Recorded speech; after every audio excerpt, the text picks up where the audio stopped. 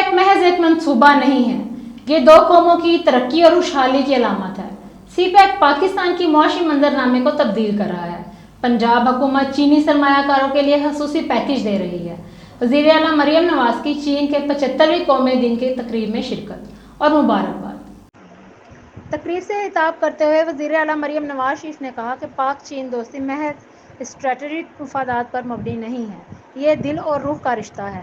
پاک چین تعلقات باہمی احترام، اعتماد اور ایک دوسرے کے خوشحالی کے لیے غیر متزلزل عزم پر قائم ہیں۔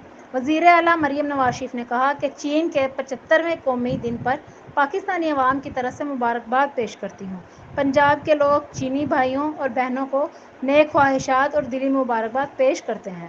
عوامی جمہوریہ چین کے 75ویں قومی دن کی تقریب میں شرکت باعث فخر ہے۔